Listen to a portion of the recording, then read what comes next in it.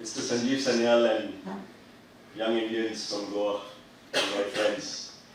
At the outset, let me express my gratitude to Young Indians Goa for having invited me to be a part of this conversation with somebody I deeply admire and respect, an outstanding author, historian, economist, and double engine of the Prime Minister's Economic Advisory Council. He is architect so many economic surveys of the country. So it will be really interesting to have this 45 minutes with him as to how he foresees the future and what kind of economic reforms that we need in the next 25 years, so that our dream, which is so beautifully coined by our Honorable Prime Minister, that it's going to be Amrit Kal, is actually visualized and realized. A warm welcome, Sanjeev, to you once again for this unique session. My special thanks to the YI Goa Chairman and my cousin Chairman-Dempo for having given me this privilege. I thank him wholeheartedly and all of you for having me here. We've come a long way, as Tulsidas has said, from a colonial mindset in 47 to Nehruvian economics, where many of us benefited and also suffered from the licensing era, and then to post-91 liberalization of the Indian economy, and the heightened liberalization from 2014 onwards under the visionary leadership of our Honorable Prime Minister, who worked day and night to realize so many reforms. And if I tell you the kind of reforms that have happened, I can spend another 1 hour here, which is not my intention. But be it one nation, one tax, be it the telecom license, which became so transparent, be it co-allocation, which became so transparent. All of us remember the scams that took place, which even resulted in imprisonment of many of the honorable ministers. So all that is behind us. It's all a part of productivity, efficiency, who gives maximum revenue to the government, which contributes to people of India. I think that has been the vision of our Honorable Prime Minister. This is clearly Asia's decade, and India is clearly outshining all the other countries within Asia, not only to attract investments, but to be a large and powerful nation. As somebody said, we are already 3 trillion. We are on our way to become the 4th largest economy of the world. I think we are going to cross Germany soon. Japan probably by 26, 27, that's what I'm told. And then probably it's only China and the US, which we can take on. I think this has been a commendable feat to achieve after what we have gone through, where we were struggling for Bijli, Pani, Sadak. Today it's become even broadband that all our rural Indians are entitled to. I think it's been a great achievement. It's a matter of pride for an Indian like me to say we are 2nd largest producers of steel in the world. We are 2nd largest producers of mobile phones in the world. We are the largest producers of milk in the world. We are the 4th largest producers of automobiles in the world. Now all this has happened probably because of the extended pace of reforms that have happened. Yet, I think the quality and quantity of reforms have to be stepped up in the next 25 years. And that's why we are here to talk to Mr. Sanjeev Sanyal as to what would be the broad framework. You know, whether it's healthcare, whether it's not only business, it's healthcare, it's education, it's reforms to make life simpler for the common people. I think it's to make Indians more happy. I think that's where, and I take that lesson from the earlier speaker, who gave us such an amazing brief about our rich past, rich culture, rich heritage, where we have lessons to learn from. And that's where we come from, that with India, with such a varied and amazing history behind us, how do we face the world in the future? And as I said, this is clearly going to be India's decade. We have 1/5 of the world's population, which is a young population. What's happening all over the world? Aging population, disruption due to technology, okay. Climate and sustainability is clearly another challenge. And why I'm saying this is, I would humbly request Sanjeev to talk about these things as to how India should focus on the future. Because we are in a unique privilege to encash in these opportunities. So having said this, I will not take any further of your time. The way I would at least propose to conduct this session, and Sanjeev has kindly agreed, is he speaks a few opening comments. I've laid the context, so he would like to put his comments forth. And then we'll go with the flow of the event. I'll start with a few questions myself, and then I'll request members of the audience to pose their questions. Thank you once again, and warm welcome.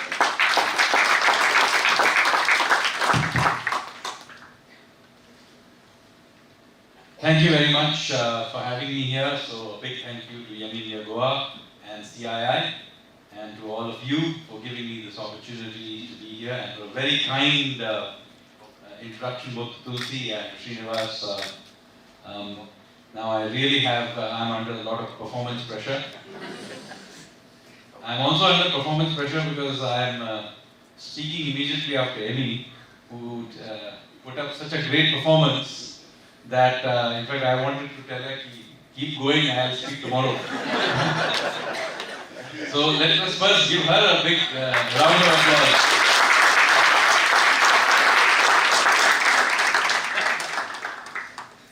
So, it is true that we have gone through some extraordinary 2 or 3 years, whether it's COVID,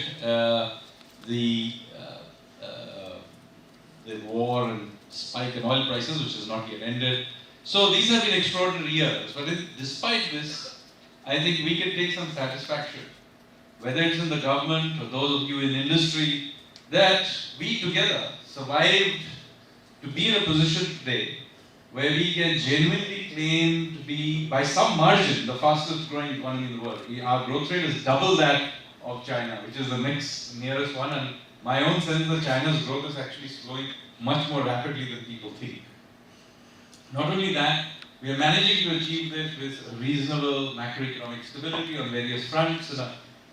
Sure, inflation is currently a little above our comfort zone of 2 to 6%, but that's in the context of a world where double-digit inflation is pretty common pretty much in every country in the world, including in first world countries. So, how did we get here, and what is our general effort? Now, a few things we need to be clear about. That the effort that is being put into reform to managing the economy has a certain sort of approach that has been taken. Good or bad, this approach is quite systematic. And I think there is a case for explaining this, because perhaps those who have been through this journey may have sometimes felt that some of these things were somewhat random, but let me assure you they are not. There is a fair amount of thought given to the approach we took, whether it's in terms of the long term of the reforms we were doing, or the more shorter term immediate responses we were doing. So before COVID struck us, what were we basically doing? From 91 to essentially into the 2010s, there were two major things that were doing. The first thing was simply withdrawing the state from doing the things it should not do. So in some ways, reform and liberalization often were used as interchangeable terms.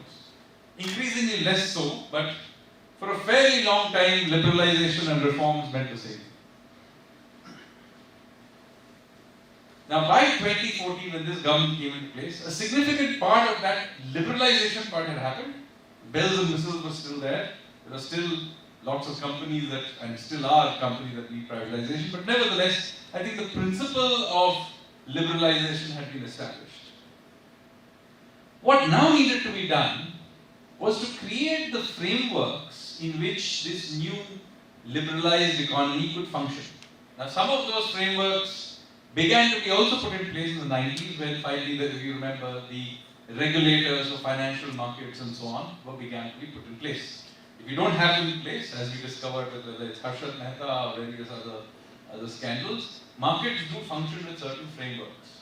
And those frameworks began to be put. Some of the very basic ones were put together before 2014, but there were a few very major ones which we needed to put in place before we could get any further. And those were the big frameworks that we put in place. So what were they? First of all, we needed a framework for macroeconomic stability that was understood by everybody. And that was the framework of inflation targeting.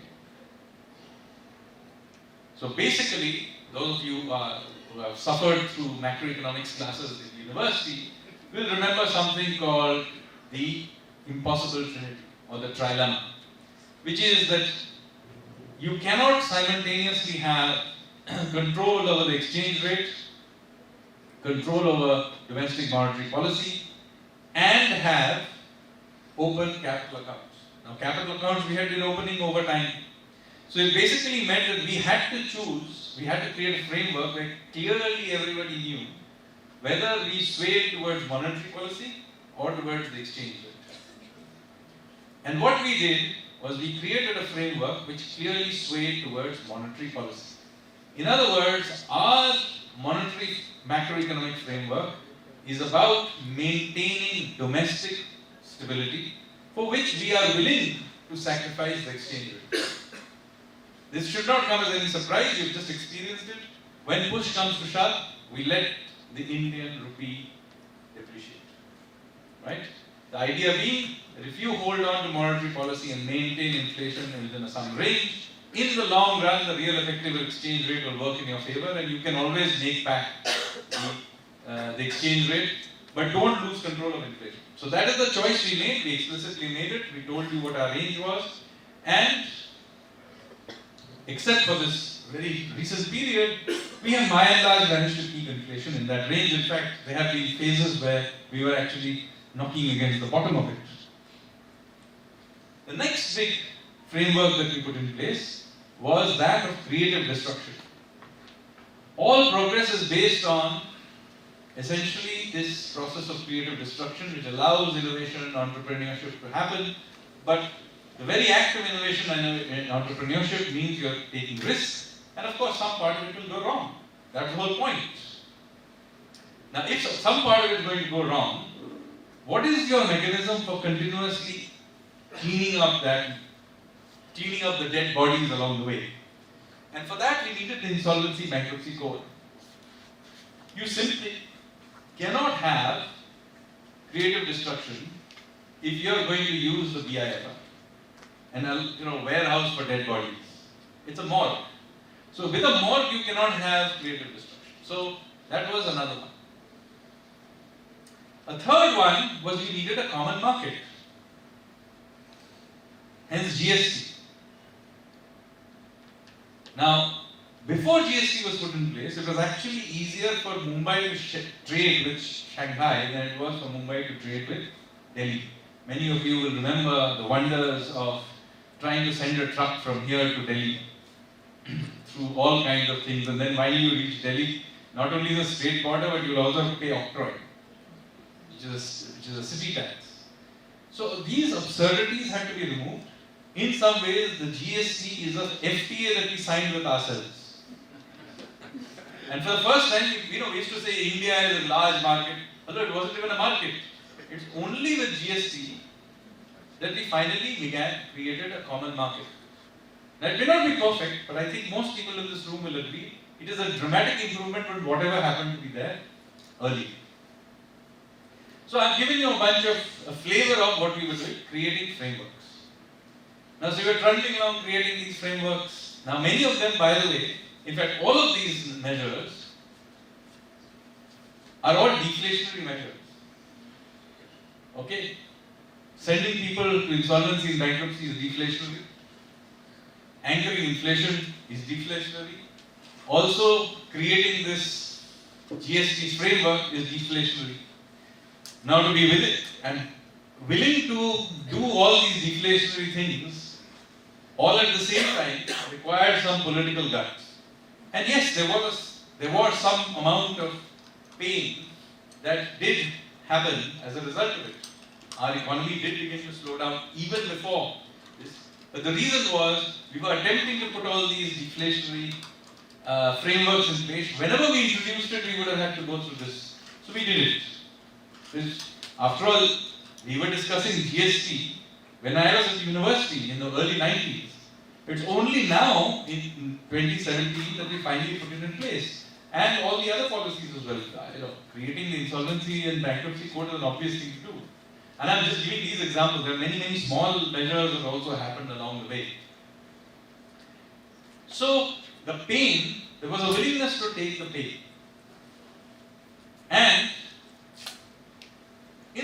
while we sort of came to the conclusion of that cycle, and we should have been then beginning to, we were hoping in the government as a policy maker, I said, yes, been through all the pain, banks are finally getting cleaned up. Since I was personally involved in the bank cleanup, let me tell you, very painful thing to do. If you are in a position that you have to choose between a short-term growth and a future cleaning of the banks, let me tell you, kindly make the correct choice.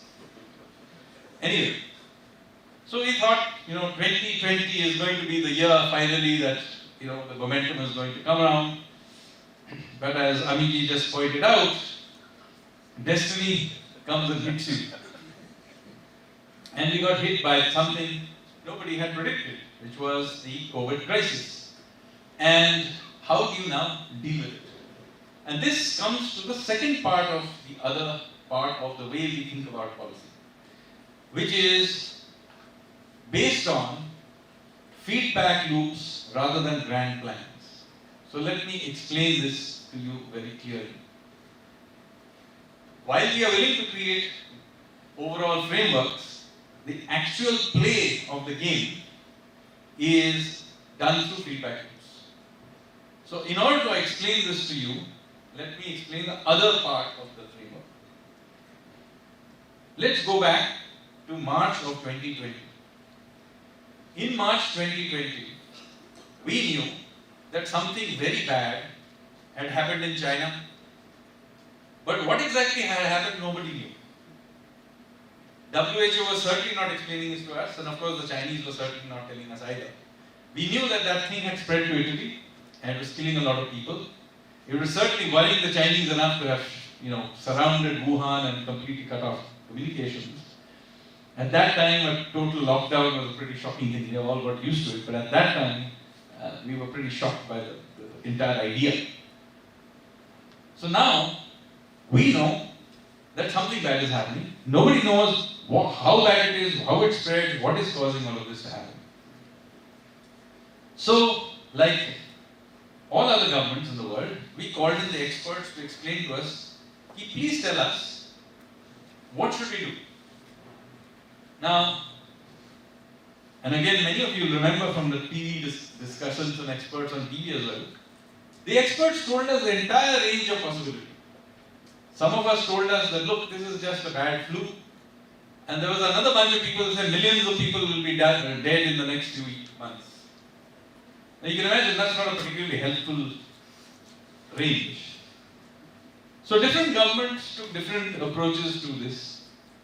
Some governments decided that, look, they will choose the favorite or the best one that they think of these forecasts that sounds sensible and respond to that. So Sweden decided to take a particular path. Other countries took other paths. Britain originally talked about herd immunity and then changed its mind. Singapore took another path and also changed its mind. But here in India, we knew that given our size and given the limitations of our state capacity, whatever strategy we took, we were stuck with. We can't change path. Now what do you do under these circumstances? You have no idea how bad this is, and you can't change your path, and nobody knows how this is spreading and what you do. So what we did is what is called a barbell strategy. Those of you in finance will know. How many of you know what a barbell strategy is? There's one person, yeah? Okay, so maybe I have to explain this. A barbell strategy is something that's used very much in derivatives markets, where you combine two opposite strategies when you're dealing with an extremely uncertain situation. So what did we do? One side of the barbell was that, look, this could turn out to be as bad as the worst case guys are saying. If that turns out to be the case, then what do we do? So, right up front, let's do a full lockdown. This is not the case that we know what's going to happen. We are just locking down to the worst case scenario and buying ourselves time. On the other side of the barbell, we began to then respond with feedback loops. So we went through the first lockdown, we looked around, by another 3 weeks had passed, we got some more information of how this spread. By now we knew it was a virus, it spread. We didn't know it was a droplet or in the air or how it spread, we knew it was a virus and it was impacting certain kinds of people. So we opened up a little bit more. And then some more time passed and we opened up more and so on and so forth. It was basically a feedback loop based system. And in the end, by September we had reasonably opened up the economy, you will remember. Now, by this point, ironically, the number of cases had actually spiked up. And we were told, why have you gone and opened up the system when there are more cases now than when you had originally done the lockdown? Well, the reason for it is very simple. By this point in time, we had more information. We had created some sort of quarantining facilities. We didn't have a vaccine, but we certainly had some idea how it spread, that maybe face masks had some impact on this and so on and so forth. So we had begun to have some sense of it, and very importantly, we knew that this was something that was particularly dangerous to a certain category. I didn't kill children, for example, but it did affect people with comorbidities and so on. So because we had somewhat better information, we were more confident in September, October 2020 than we were in the beginning, when we had actually far less cases. And then we were moving forward with feedback. By the way, the first wave came, it went down, we began to open things up. Now we were, by the way, doing exactly the same approach with the economy. When we shut down the economy, believe you me, we were fully aware that it's an extremely painful thing to do. Nobody in the government has any illusions about what happens when we shut down the economy. You know, the taxes shut down, economic activity shut down. Certainly the politicians they're not going to be popular about doing this. So I can assure you, everybody knew. So why? So what was the approach in the economy? The same thing. We used the barbell. On one side, you basically create some sort of a safety net for the worst case situation. So what do? You create these guarantees for business. You create food for 800 million people made available. Not everybody will go and use it, but it's made available. It's a safety net. Similarly, small amounts of money are put through to people through the Jan-Dhan system. And when we did this, everybody said this is very small. We're not reflating the economy. Why aren't you re-inflating the economy with $1 trillion packages? And you would have heard many leading lights from the US telling us that we should do this. But our view was the following. Look, this is not a demand side problem. This is a supply shock. We have shut down the system. People want to buy things, they're not relying on the go out. So therefore, why stoke demand and use up all our ammunition? What you really need to do is to build the safety net. So we expended all our energy in creating safety nets. So you will remember, therefore, even since you're all businessmen, our focus was, believers as we are in creative destruction, this is a bad time to do creative destruction. Keep the insolvency and bankruptcy code aside for a little while. Make sure the payments don't get jammed in the system. Keep liquidity, pump out the liquidity, create basically a state-backed guarantee especially for MSMEs, and make sure nobody goes bust and the payment system don't jam. Keep this going. Now we don't know how long this is going to last. Don't use up all your bullets. Now it may look very obvious today, but sitting, I can tell you, in April, May of 2020, with a lot of pressure to go out and pump the system, this was not an easy decision to take. But I think in retrospect, people accept that this was the sensible thing to do. And then, by again, October of 2020, when things were beginning to open up, that is when we began to pump up demand carefully. But again there, notice how we did it. We didn't send out stimulus checks. We spent money essentially on infrastructure. Why? Because of two reasons. Infrastructure, first of all, has the highest multiplier in terms of creating jobs, etc. Two, it leaves behind assets. So remember, every time we are running up debts, we are leaving these debts behind to our children, who will have to repay them. So it's important that we also leave them some assets. So that was the thing. Now all of this went on till we got the second wave. Now, did we know that this second wave was a possibility? Yes, we did. But we had no idea when it would happen. We knew this was a possibility. And when it suddenly came, we had to take some very difficult decisions again. Again, feedback loops mattered. Remember, these are being done at a time when the second wave, the Delta wave, was really killing a lot of people. I myself had COVID. I was operating. Many of my staff was operating, remember, from home. I remember I'm meeting the press with high fever and Panadol. And I have a colleague, then I think the Commerce Secretary who passed away, was my neighbor as well. So these were the circumstances in which these decisions are being taken. But we did not do a national lockdown. Why did we not do a national lockdown? Well, because we took the call that this wave on wave could go on forever. It was not a sensible thing to shut down the whole country. By this time, we had, even though Delta was a really bad wave, we knew a lot more than in the beginning. It was still not the worst case scenario. So therefore, we had much more confidence in allowing state governments and even municipal governments to take a call on their own.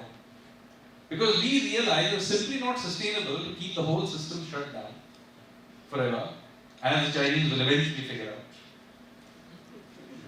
And it makes no sense that if there is an outbreak in Imphal to shut down Bombay.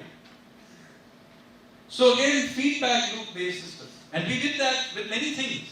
And mind you, we were getting things wrong all the time.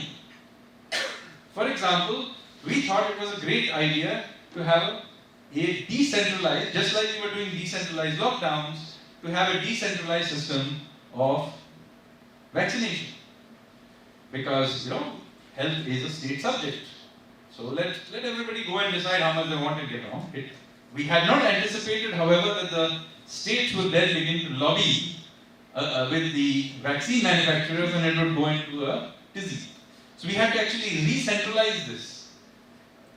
So again, feedback loop, energized.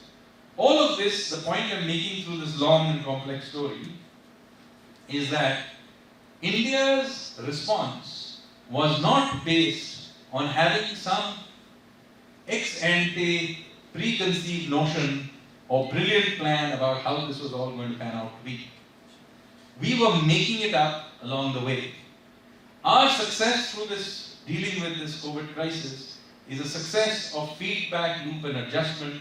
It is not a success of having some pre-existing plan about how to go about it. And this again deals with an important point Amiji was making, was the difference between Arjun and Karna.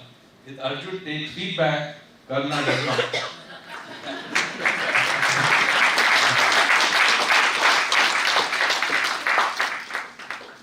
So now you have got a broad idea about how we got here. It's about having broad, big frameworks in which the match can be played, and then playing the match as it happens.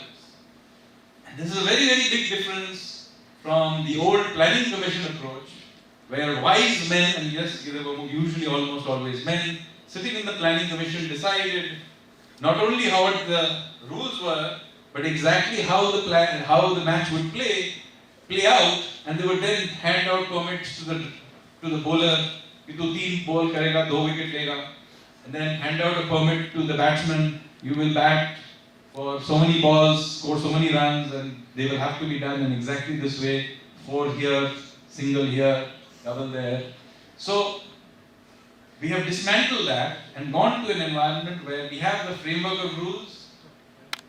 The government's job is to create a framework of rules. The government's job is to create the ground for the match to be played. It's the infrastructure, etc. But the match itself has to be paid by the players, which is you. Thank you very much.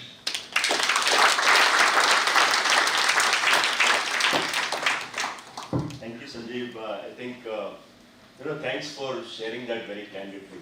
I think for people like us, and particularly if one had to follow the Western press, the kind of distorted picture that one got about how the Indian government was dealing with the situation, I think this is an absolute eye-opener for all of us here as to how well the COVID situation was managed. In hindsight, I think India has done the best in terms of most of the other countries in COVID management. I'm just going further from COVID. I mean, hopefully COVID is behind us, it's the past. we have new sets of problems now. You know, the whole world is talking about deglobalization. All of us know what's happening in Ukraine. I don't know whether it's a 5-year plan of the thing to continue with this war. But you know, this is what it is. And our neighbors are making a lot of noise as to whether Taiwan is going to happen. You know, I just heard a statement from their leaders saying that they should be prepared for all sort of events. Clearly they are in disfavor. You know, this is an opportunity for India to be either the factory of the world, office of the world, whatever you call it. What are the 2-3 things that we should do? Because one is, we are clearly short of scale here.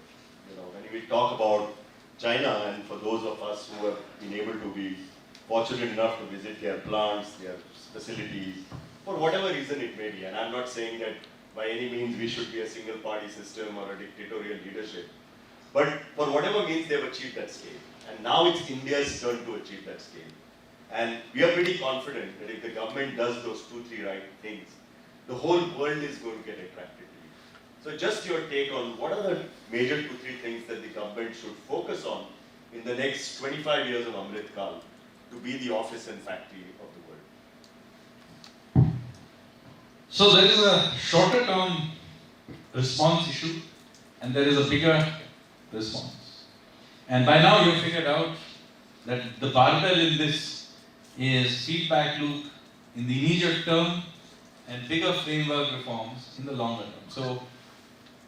So far I explained what we did.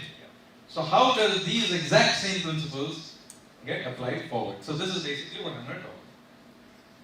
So as far as the feedback loop approach is concerned, let's say, we should be very clear that we may have to adjust to all kinds of different situations going forward. We should keep our options open. Creating optionalities is an important part of how we look at the future. So this is why, as you may have noticed, for example, even with this price spike that we have had, we did not, there's no question that we are now very much a Western aligned country in multiple ways, whether it's the Quad or many other ways. Our economic policies and geopolitical interests, etc., are clearly oriented to a much more West-oriented alliance. And yet, we have continued to have a relationship with Russia, and in some ways even with China. Why is it that we are doing this? And the reason for this is this. If you are dealing with an uncertain world, creating optionality is an important thing. This is not about having some deep sentimental attachment to Russia. Although it's a good thing to signal to everybody that we look after our friends even in difficult times, which is also, by the way, a form of optionality creation. So this is an important thing. A messaging that needs to be said, that we are aligned to you, yes, to the West, we're willing to be friends, but we are not willing to be vassal states. And we will follow our own interests, not based on some fuzzy concept of, principle of non-alignment, etc. No. We are very much aligned. We are just aligned with our own interests. And so, for example, when we get pressured, for example, so why are you buying Russian oil? Well, one obvious answer that you will hear, and which now we have pushed it quite strongly, and many of you are aware, is that look, the amount of oil we buy is a fraction of what the West buys from the same producer, Russia. And in fact, they want to buy more, and that's what they're complaining about. But it's more than that. So when I was very recently visited by a very senior US official who I will not name,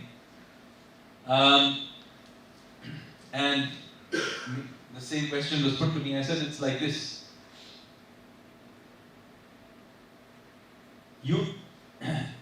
Right now, we are a poor country, oil prices is higher. Where can we buy cheaper oil? We can buy it from Russia, we can buy it from Iran, or we can buy it from Venezuela.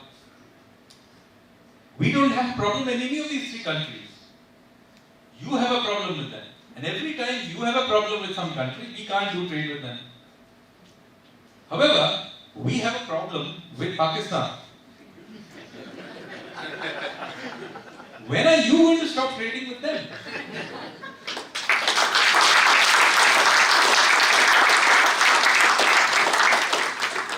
In fact, even worse, you have a problem even with China. I mean, even with them, only in recent times you're putting some restrictions. And that is the US is doing. Europe is not even doing that. They're actually going all the way flying. There's some of their senior leaders from Germany just flew to China to try and whip up new business. So the point I'm making here is this. They all look after their own interests. We should too. But that does not mean that, we should be blind to the fact that certain kinds of optionalities are more valuable than others, and there is no doubt that the Quad, for example, is a useful framework. There is certainly the case that closer economic ties to the West, particularly in the case of rapidly liquefying supply chains, is a good thing to do. And we will exercise those rights. But in every case, these are based on an assessment at that point in time, rather than some grand principle. So, illustrate the point again. We did not sign RCEP with. Why did we sign with RCEP? Because we gauged that there was a problem with being inside the cage with the tiger. We already have free trade agreements with everybody else except China. So we gauged our national interest was not in this. Now many people at that time said, oh my God, this government is inward looking, it does not want to trade, this is a return to import substitution of the 1950s. Not at all. This was merely an assessment of whether or not RCEP made sense. It didn't. But the same government has gone ahead and signed a whole bunch of other trade agreements with Australia, with UAE. We are in the last stages of doing one with the United Kingdom. And the reason we aren't progressing with the UK or US is not because of our problems on our side, because in the US they're not clear what they want, and the Europeans, I'm sorry to say, have a bureaucracy which is significantly worse than ours.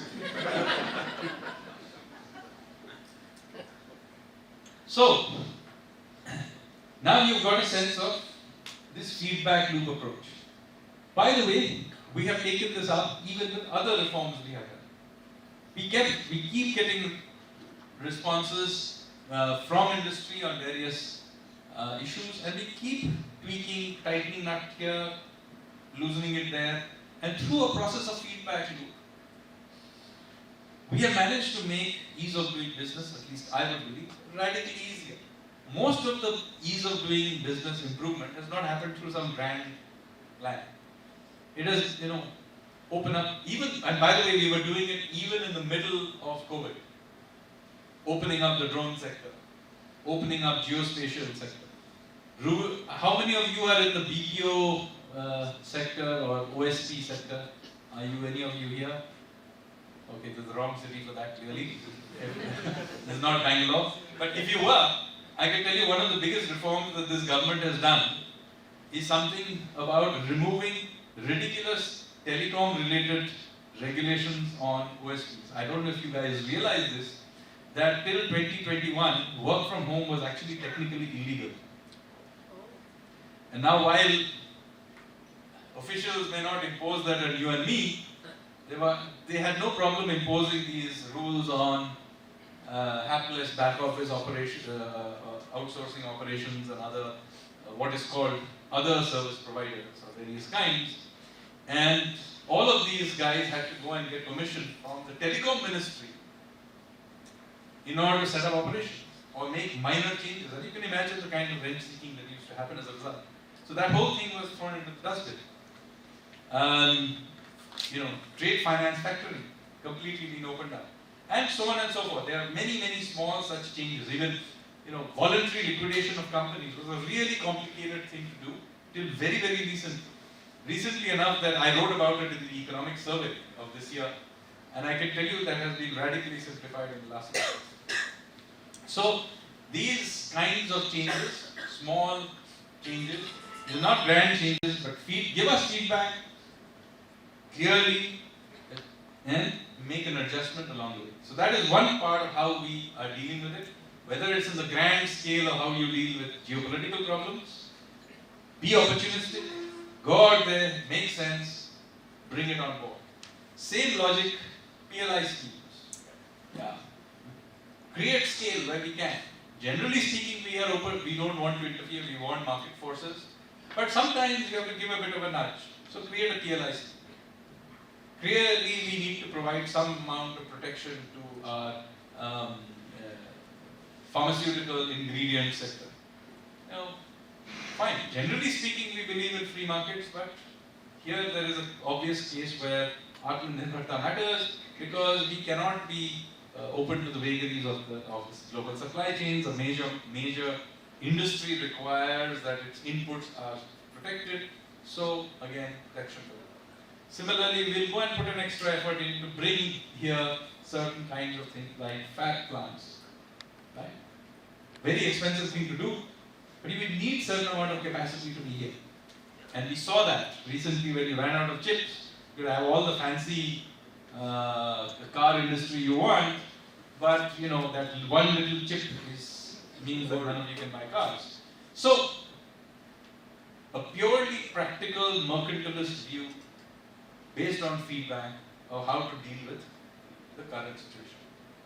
Now comes the issue of the bigger picture of what are the frameworks we need for this very long story, for the next 25 years. Well, as I told you earlier, the last 20-30 years has been about withdrawing the government from things it should not do.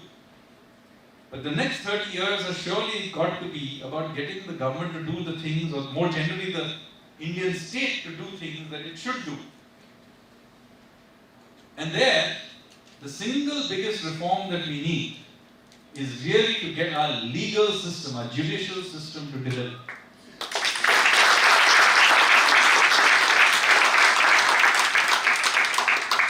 A system that is based on markets, a system in which, as we have all agreed, is an uncertain world when all kinds of random things happen. It is not possible to have either regulations or contracts that are perfect. All contracts and regulations by definition are imperfect. And any attempt to make them perfect and try to work out exactly how things will pan out in every single situation in the contract is not possible. Therefore, there will always be disputes. Enforced contracts will have to be enforced. Somebody will have to judge these things. You cannot be a developed country in an uncertain world with a judicial system where 40 million cases are stuck in the pipeline. And many of these cases are very trivial cases. These are property disputes and things like that. You know, it makes no sense that such a large number of cases are getting stuck, of all places, in the Supreme Court, which evidently requires months of vacations to deliberate about them. So we need to have an honest discussion about this as a society. The first step towards progress is that we stop sort of being deferential to this one organ of the state. After all, Indians are not very deferential towards either the legislative or the executive branches of the state. Why are we so deferential about the lordships? We need to have a public debate about the role of the judiciary in our daily lives, in our public life, in our economy, and we need to make sure that they do the role they are supposed to do, not pontificate on what the other branches of the government are doing, but to do the job that the Constitution gave them. So that's one big thing. The second big thing we need to do as a framework is to finally get our act together and do administrative reforms. Big area of reform. As I said, most of the progress in recent years has been made by getting things out of the grip of the administration, not by improving the capacity of the administration to deliver.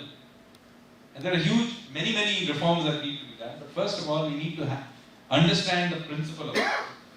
You see, the Indian administrative system, with its roots in colonial times, it was set up for the act of control. And then, after independence, when we should have dismantled this, instead, because this apparatus of control existed and was useful to the socialists for their socialist control over the economy and society, it was not only perpetuated but even strengthened. So therefore we ended up with this huge administrative capacity that is extremely good for control. They're very good at running lockdowns. But they are not good at service delivery. But don't blame the average IAS officer. This system has not been set up for doing this. They're telling you so. They proudly tell you when you go to Mussoorie that this is the steel frame of India. But what is a steel frame? It's also a cage. And by the way, let me tell you where this term comes from. For some reason, many people are told that this term came from Sardar Patel, who described this as the Indian administrative system and bureaucracy as a steel frame of India. That's not the case. This was the term used by the British Prime Minister in 1920 in the aftermath of the Jallianwala Bagh massacre, and when, in the midst of utter chaos, the administration somehow held together. And this is the context in which it had been described as a steel frame. But of course, you and I know that a lot of time has passed, and the steel frame is now a rusted cage. And now we need to have proper administrative reform. And there's a long list of things we need to do. But at the very least, a few principles need to be put in place.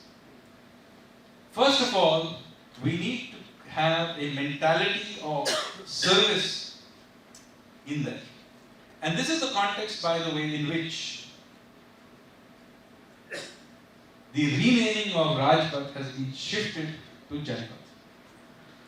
Kartavya Path. Why has Rajpath been shifted to Kartavya Path? Because this is the arterial road on which, of course, on one end you have North Block and South Block, the Raisina Hill ministry, the most important ministries. But along this rib, those of you who know Delhi, you know all the major ministries have their offices along the way, right? So this is kind of the arterial road which defines India's bureaucracy, administration, etc. And if you're sitting there with this road, which is called Rajpath, the messaging is that we rule over the people. We are sitting on Raisina Hill, ruling over the natives, so to speak. And that was, by the way, the iconography of a colonial government. And so what is being attempted here through the Central Vista project is to change this completely. So, what is being done is, first of all, the Raisina Hill ministries will, in 3 or 4 years' time, be shifted out of there and brought down to the level of citizens. And those two, North Block and South Block, will be converted into the National Art Museum and the National History Museum, which all of you can visit.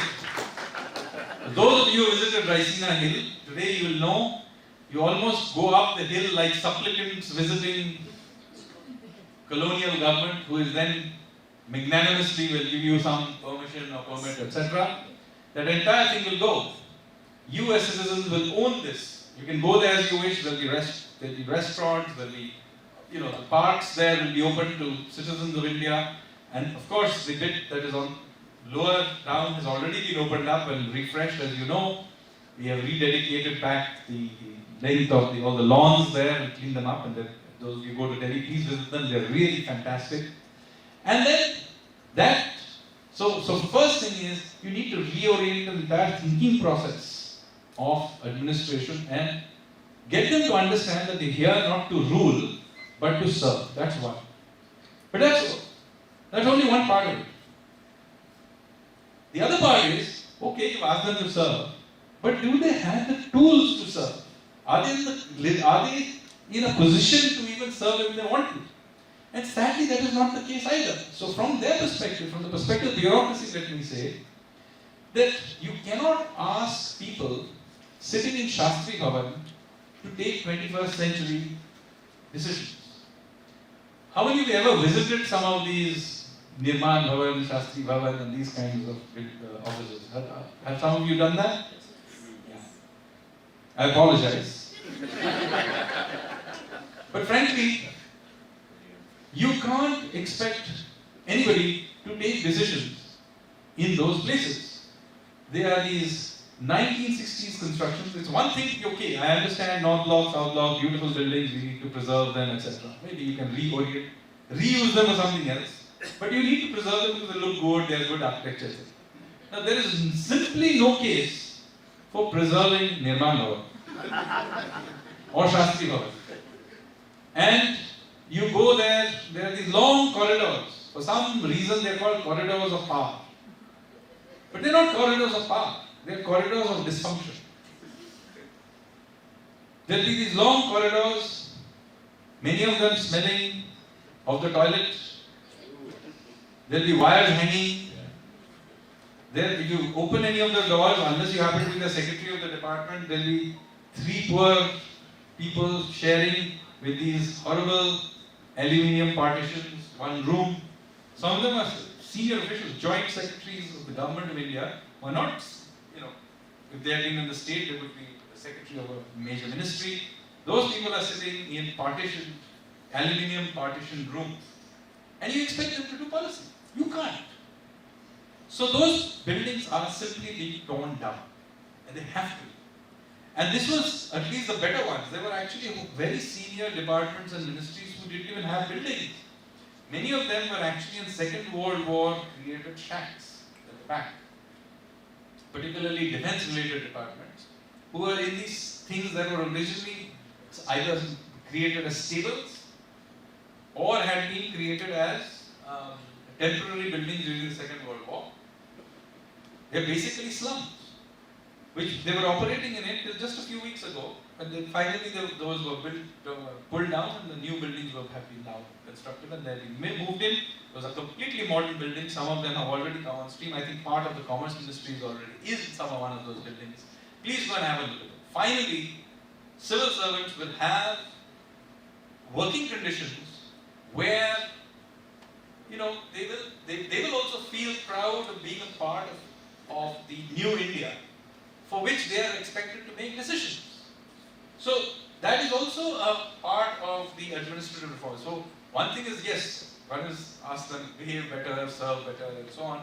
The other part is you have to also enable them, create conditions where decision making can be done by creating conditions for them in which to. I've spoken for a long time.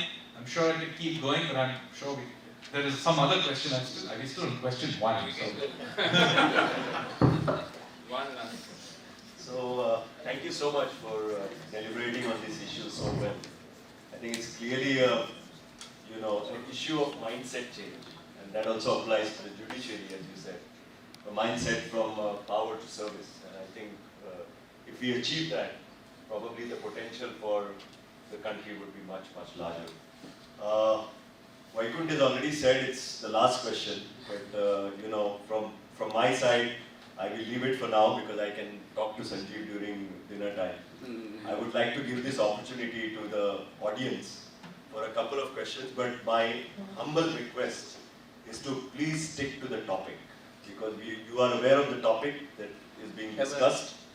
And Mr. Sanyal will be more than happy to answer them. Thank you. You spoke about inflation and the currency valuation, but I think recently Nirmalaji's factual statement that it is not the rupee which is devaluating, but the dollar that is appreciating met with a lot of criticism. So if you can put it in perspective with other currencies, and there's another quick question that you spoke about China, and we have so much of trade with them. Now it's been said for a long time that it's a economy waiting to collapse. But where do you see China is going, maybe in the next 1 decade or so? Go ahead. Yeah. So two parts to this. One is we've got a fantastic technology. We are a digitally first country as far as payment systems are concerned, and the India stack is concerned. And we've got a fantastic opportunity to take this out to the world. I know you're taking steps, possibly more aggressively. Second, India has taken a contrarian view as far as crypto is concerned. You've seen FTX play out in the last few days. Your views on this? Lalit's question is a great lead into what I wanted to ask. India has... You're all coordinating or what? So the great success of our financial technology fintech revolution in the last few years, there are great videos on YouTube you can see where you can see the graph going up of UPIs and things like that. But one thing that seems like a great headwind is land reforms and technology in land ownership and holdings. The way you can transform, you can trade and in financial assets, it's simply the opposite spectrum as far as land assets go. So any view on that? Yes, the rupee has depreciated indeed against the dollar, but it has appreciated against virtually everybody else. But even against the dollar, let me say, that all these years when the rupee used to depreciate, we used to be told about the real effective exchange rate, right? And why did the real effective exchange rate work against us? Because our inflation was systematically higher than US inflation. So my view on this is the following.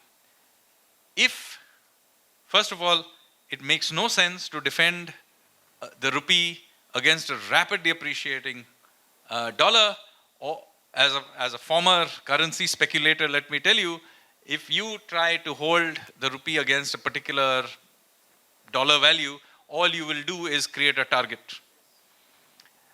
And you will end up using up and wasting too much of your reserves. The Reserve Bank of India, quite correctly, is using its reserves. By the way, on one side, it accumulated a lot of reserves as well. And at that time, it was seeing a lot of criticism of accumulating too much. But then it has also been willing to run it down when necessary. But it is, in both cases, all it is doing is leaning against the wind. It is not stopping the adjustment. Number one. Number two, as I said about the real effective exchange rate, if we are in some ways accumulating good karma by keeping our inflation rate below US rates. As I said, we prioritized monetary policy and inflation control over the exchange rate. So consequently, what we have done is we are accumulating good karma by keeping our inflation rate below theirs, and we should be a little patient.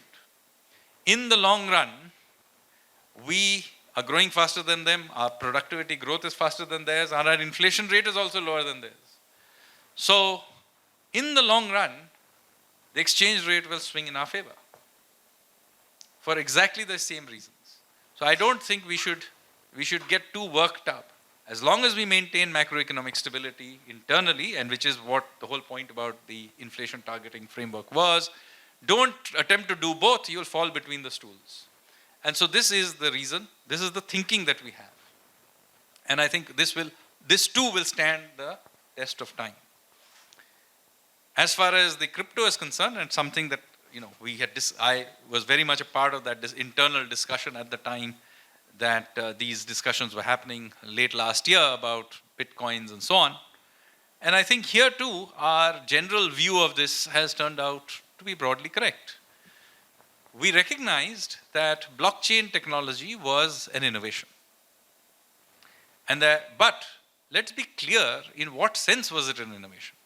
It's essentially a ledgering system. It may be a distributed ledgering system and a new form of ledgering system, but still basically a ledgering system. A ledgering system does not make for creating a currency, right?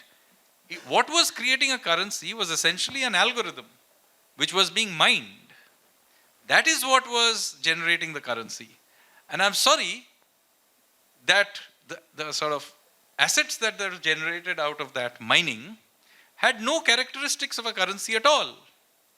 There was nothing linking it to any basket of goods. It was clearly, even at that time, extremely volatile. So we were very, very clear that it made no sense to get too excited about the cryptocurrency part. It was neither crypto nor a currency. It was basically an algorithm generated asset of some sort. And if people wanted to trade in it, so be it. But like with any other asset, they needed to be taxed for it. Number one. Number two, even if it turned out to be that blockchain was a great innovation, it did not in any way change the nature of the rupee. It just created another way of ledgering it or storing it. So the rupee is anyway stored in multiple ways. It's stored in coins, it's stored in the note, it's stored in electronic form in your bank account or in your e-wallet. It will end up being stored in distributed ledgers, which is what the central bank digital currency is. It is still a rupee, it's just a format. Just like a paper currency is a format, but the rupee is the same. So this is broadly our thinking on this, and we will stick with it.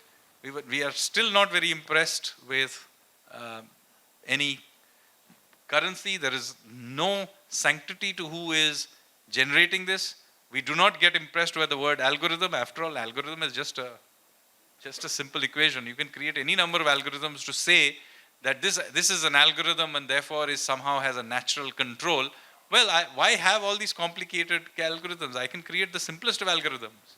I can say the algorithm is, we will only issue X number, the number of, let's say, Sanjeev coins that will be issued every year, every day, will depend on the numbers of the date. So today is 11112022.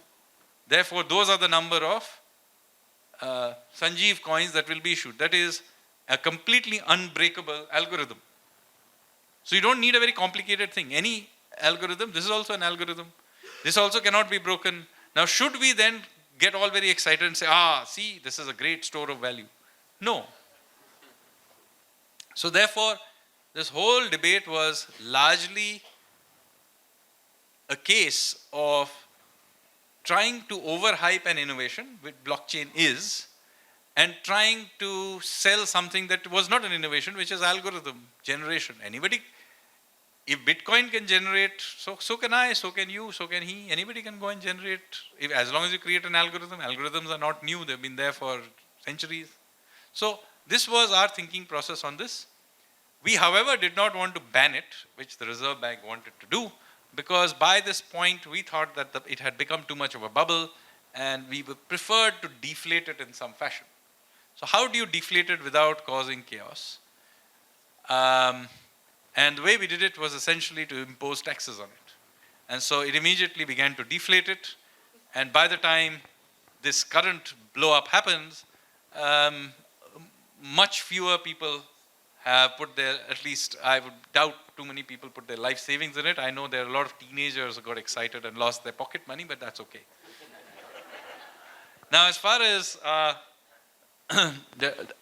the digital land records is concerned, absolutely.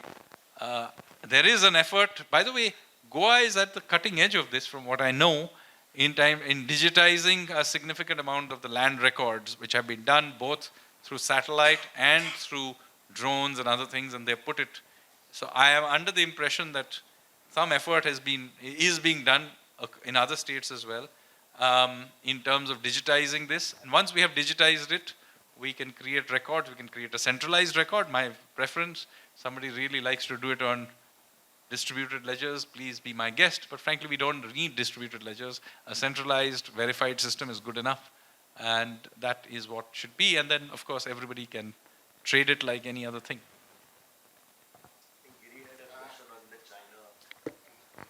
What was the question? Sorry. He said that, India is still trading Yeah, look, we can't wish away China. China is a part of the world economy. It, for the foreseeable future, will continue to be. And so, for the time being at least, we will have to continue to trade with them. Even if we want to move into certain areas of, for example, we are now building Apple phones in India. Let's be very clear. We are importing a lot of those bits and pieces from China. So we are not going to be able to produce many of those things in one shot. So let's not, let ourselves get ahead of ourselves. China will be, for the foreseeable future, be a part of the world economy. Let us insert ourselves into that game, learn the game, and hopefully then beat them at it. Thank you. Very enthralling session, and thank you for all those insights. You spoke about the GST, you spoke about a lot of the policy frameworks, including the ease of doing business, and I wholly support and appreciate all of them.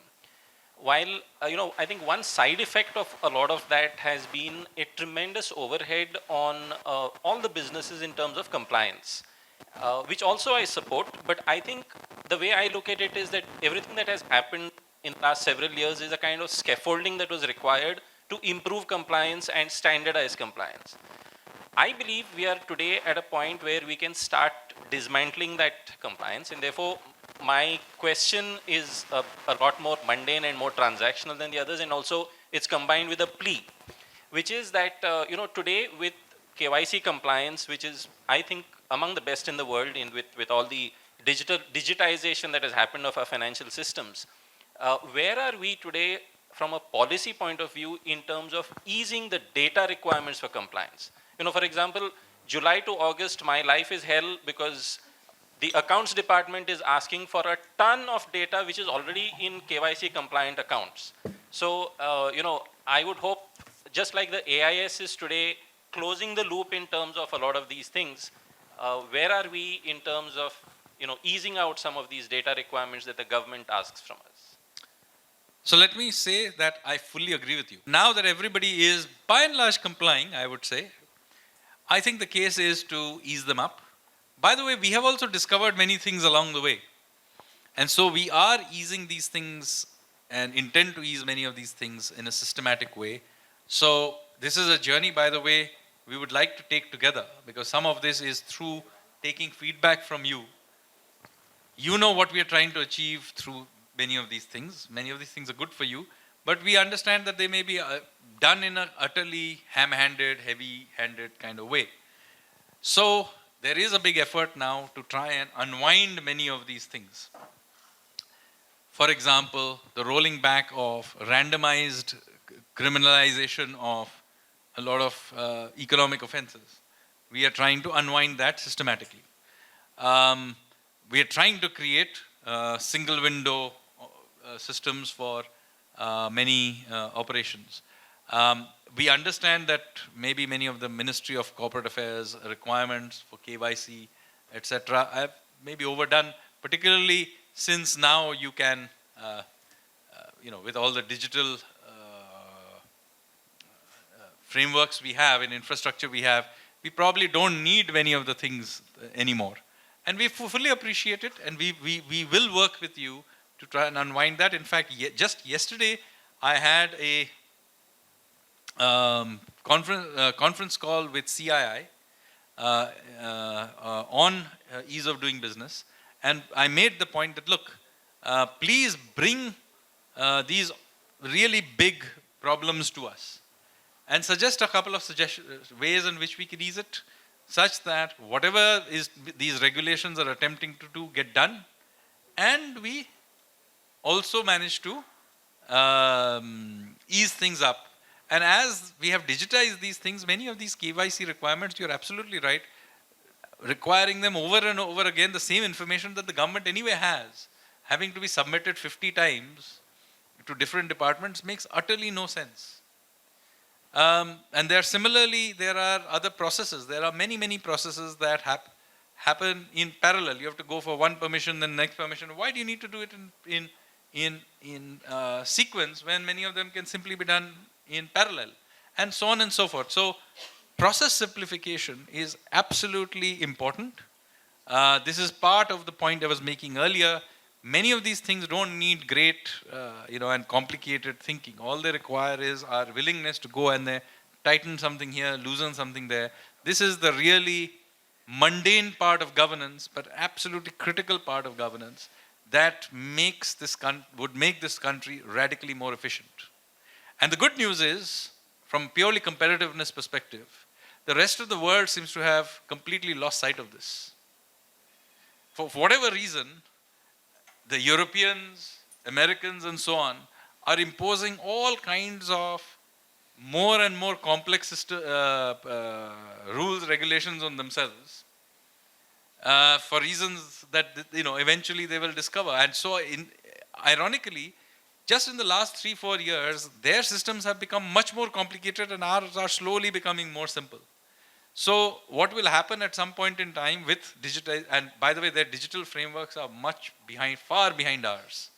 So at some point in time, we'll simply be able to use our digital frameworks and sort of go into another zone. But this requires some partnership in that we would need feedback and hand-holding so that we understand your problems and solve these problems together. I can assure you from the perspective of the central government at least, that we will really work hard to make it as easy as possible for you.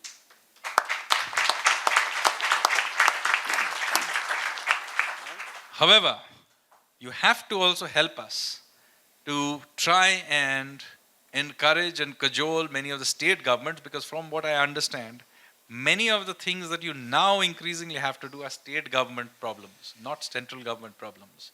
So we really want to encourage them, but sure, some states are better than others.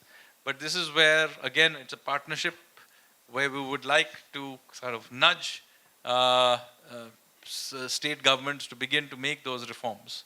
And I'm quite certain that we'll be able to do that. Certainly some states have become much, much better. I mean, who thought that Uttar Pradesh of all states would begin to become, business friendly?